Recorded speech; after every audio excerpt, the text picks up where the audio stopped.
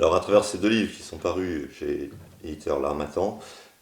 l'idée est de repenser la photographie depuis les premiers dispositifs techniques jusqu'à aujourd'hui à travers la notion de regard photographique. Les regards photographiques sont un objet qui a peu été étudié jusqu'à présent, souvent réduit au point de vue du photographe ou au regard de l'appareil photo. Ils ont souvent été délaissés. Et donc, il s'agit tout d'abord de faire le point sur les différents savoirs qui peuvent exister pour penser l'objet des regards photographiques, et puis d'ouvrir des perspectives, d'ouvrir des pistes pour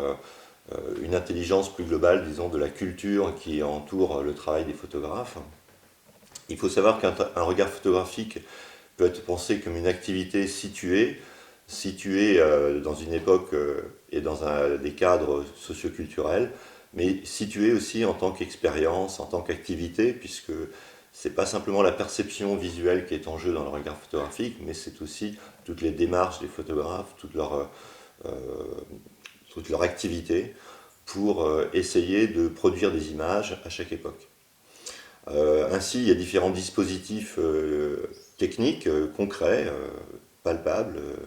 qui sont descriptibles et qui correspondent à des cadres socio-techniques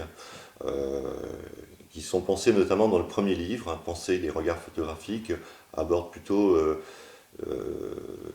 des références théoriques méthodologiques, on pourrait dire, mais aussi les premiers dispositifs de l'histoire de la photo jusqu'à l'apparition de la photographie instantanée et jusqu'aux années 1914. Et puis le deuxième livre, qui s'intitule Une histoire des regards photographiques, aborde plutôt à partir de le lendemain de la Première Guerre mondiale, 1919, jusqu'à aujourd'hui avec les caméraphones, quelques-uns des grands regards photographiques, car je ne prétends pas étudier tous les regards photographiques, mais seulement les plus représentatifs à mes yeux, qui permettent d'établir une sorte de typologie, une première typologie qui reste encore à développer, hein, mais une première typologie des principaux regards photographiques qui s'organise autour de trois grands pôles. On a d'un côté le pôle de la photographie dite artistique, de l'autre côté on a le pôle de la photographie dite scientifique, et enfin le troisième pôle, photographie dite informative, qui ne sont pas eux-mêmes des regards, qui sont simplement des idées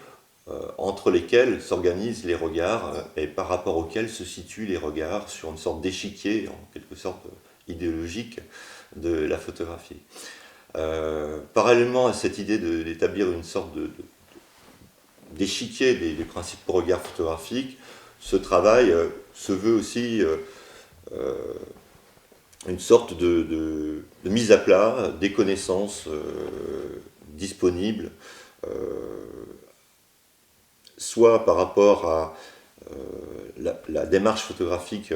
des photographes, à savoir les processus, notamment les processus d'enquête mis en œuvre dans le reportage, soit une intelligence des différentes théories à même de penser à la notion de regard comme une activité située, encore une fois, du point de vue de la culture et pas uniquement ancrée dans un photographe. Il y a un terme particulièrement intéressant que j'ai rencontré, qui est le terme de transindividuel. Le transindividuel, c'est un terme qu'on doit à Gilbert Simondon. Gilbert Simondon nous dit que le transindividuel, il existe en fait dans l'esprit du photographe, mais il ne lui appartient pas. C'est quelque chose qu'il emprunte à la société, qui est à la fois individuel et collectif, et il me semble que les regards sont particulièrement justement des processus transindividuels. Ils n'appartiennent pas uniquement aux photographes. On pourrait dire les mentalités ne sont pas non plus en nombre indéfini ou infini. De même, les regards photographiques sont en nombre limité. Et d'autre part, penser que le regard photographique serait uniquement lié à l'ego cogito d'un photographe serait nier l'aspect culturel et social de la photographie elle-même, qui est une pratique à la fois culturelle et sociale. Culturelle plus largement que simplement la culture d'une époque, culturelle au sens aussi où